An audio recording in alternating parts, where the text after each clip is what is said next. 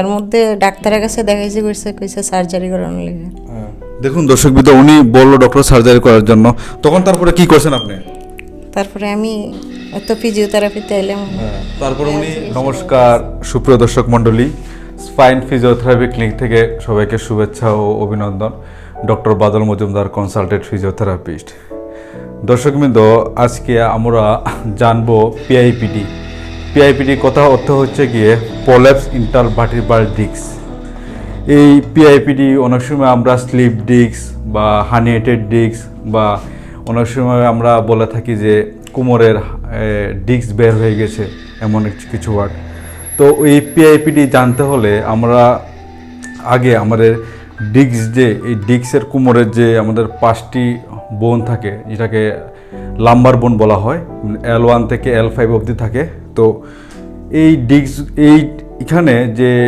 এখানে যে আপনার যে কোমরের যে 5টি ভার্টিব্রা থাকে, এই 5টি ভার্টিব্রার স্ট্রাকচারটা যদি আমরা একটু দেখি, যে একটা হাড়ের উপরে আরেকটি হাড় থাকে, যেমন একটা যেমন এটা, আরেকটা যেমন এভাবে থাকে, এটা ঠিক এভাবে আরেকটা উপর একটা এভাবে থাকে, সেম একটা করে সেট বাই সেট সাজানো থাকে।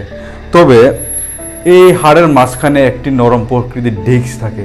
এই ডিস্কের কাজ হচ্ছে গিয়ে, যেমন আপনার দুটো হাড় যাতে পরস্পর কাছাকাছি একদম না আসে, প্লাস আমরা যে মুভমেন্ট করি, ঝুঁকি, সামনের দিকে যাই, বসি, উঠি, সব কিছু কাজ করতে ওই ডিস্কগুলি হেল্প করে। অনেক সময় ওই ডিস্কগুলি আপনার ফুলে যায় বা পিছন দিকে চলে আসার পরে যে আমার যে কোমরের যে নার্ভগুলিকে চাপা দেয়, বা অনেক সময় ওই নার্ভের গর্তগুলি ব্লকেজ হয়ে যায়। তারপরে আপনার কোমর থেকে ব্যথা একদম পা অবধি আসে, পায়ের মধ্যে জ্বালা করে, পা কামড়ায়, আমরা পাগুলো অবশ ভাব, এই সিমটোমেটিক প্রবলেমগুলি দেখা যায়। দেখুন, এই কোমরের যে এই ডিস্কগুলি বললাম, এই ডিস্কগুলির মধ্যে কিন্তু অনেক ওয়াটার থাকে, আর এই ডিস্কের মাঝখানের জায়গাটার মধ্যে আপনার বেশি থাকে, আর চারিদিকে যে জায়গাটা আছে এটা আপনার কাভারেজ থাকে। তবে অনেক সময় ওই ডিস্কটা আপনার ফেটে গিয়ে আপনার যে আমাদের যে এই যে স্পাইন থাকে, যেমন একটা স্পাইন একদম ঠিক আমাদের মাথা থেকে একদম ঠিক আমাদের শেষ বোন অবধি, যে বললাম যে স্যাক্রাম কোক্সিস বোন অবধি ওই স্পাইন বা সিএনএস যেটা এটা থাকে। তারপরে আবার এই সাইড দিয়ে অনেকগুলি আবার নার্ভও থাকে এভাবে। তো অনেক সময় ওই নার্ভগুলি অনেক সময় ব্লকেজের সম্ভাবনা থাকে ওই ডিস্কের মাধ্যমে। ডিস্কগুলি ফেটে এই একদম যে ডিস্কের ভিতর থেকে যে ফ্লুইডগুলো আসে, ফ্লুইডগুলো পুরোপুরি আপনার নার্ভগুলো পুরোপুরি ব্লকেজ করে দেয়। তার ফলে সিমটোমেটিক প্রবলেম আগে যে বললাম, যে ব্যথা বেদনা, পা অবশ হয়ে যাওয়া, বেশিক্ষণ না দাঁড়াতে পারা, হাঁটতে গেলে অসুবিধা, ঘুম থেকে উঠে বসলে যে পায়ের মধ্যে জ্বালা, রাতের বেলা শুয়ে থাকলেও ব্যথা, মানে আপনার প্রবলেম অনেকটাই বেশি।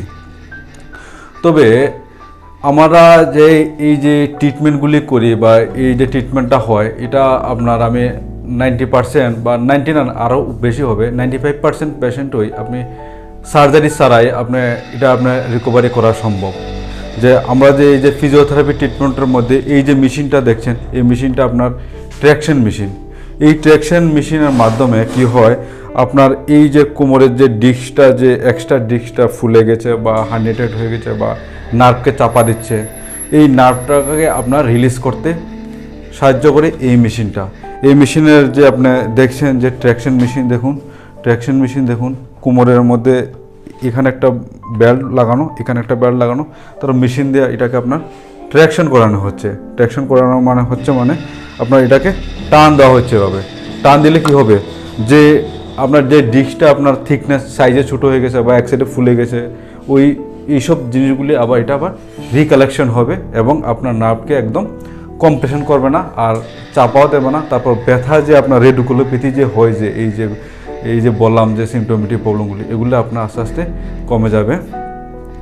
আশা করি আমার ভিডিওটা আপনারা বুঝতে পেরেছেন যে সার্জারি ছাড়াই এই যে ক্রনিক যে কোমরের ব্যথাগুলি, যে ডিস্কের যে বাল্জ প্রবলেম, যে এইসবগুলি আপনার এই ফিজিওথেরাপি ট্র্যাকশন মেশিনের মাধ্যমে রিকভারি করা সম্ভব। তো আমি একটা পেশেন্টকে জিজ্ঞেস করবো, উনি আমাদের ক্লিনিকে প্রায় 7-8 দিন যাবত ট্রিটমেন্ট করছে। তো ওনার থেকে জানবো যে ওনার বর্তমানে কেমন কন্ডিশন আছে। আপনার নামটা? ঝর্ণা দাস মজুমদার। আপনার কি সমস্যা হয়েছিল? আমার কোমরে প্রচণ্ড ব্যথা হয়। হয়তো আর কি। কত বছর ধরে আপনার কোমরে ব্যথা হইতো? আজকে তো 2 বছর ধরে হইব ব্যথা আছে। তো এর মধ্যে ডাক্তারের কাছে দেখাইছি কইছে সার্জারি করানোর লাগে। দেখুন দর্শকবৃন্দ, উনি বললো ডক্টর সার্জারি করার জন্য। তখন তারপরে কি করছেন আপনি? তারপরে আমি তো ফিজিওথেরাপিতে এলাম, তারপরে উনি চিকিৎসা করাতেছি। তার মাধ্যমে এখন আমার ব্যথা কমছে, ব্যথা এখন আসেনি? মানে এখন ব্যথা নেই। ব্যথা নাই না? তো দর্শকবৃন্দু, আপনার নিজের মুখে শুনলেন যে ওনার ব্যথা একদমই কমে গেছে। কোনো প্রকার এক্সারসাইজ বা এমন কোনো কিছু করানো হয়নি, শুধুমাত্র ট্র্যাকশন আর ফিজিওথেরাপি যে ইকুইপমেন্ট থাকে, যে ব্যথা কমানোর যে মেশিনগুলি, এই মেশিনের মাধ্যমে ট্রিটমেন্ট করে ওনার ব্যথা পুরোপুরি কমে গেছে। তো আপনারা দর্শকবৃন্দ, আপনারা যদি আমার এই ভিডিওটা ভালো লাগে তাহলে আপনাদের আশেপাশে যে পেশেন্টগুলি আছে বা ওনাদের আপনারা ভিডিওটা শেয়ার করুন এবং আপনারা সাজেস্ট করুন যে সার্জারি ছাড়াই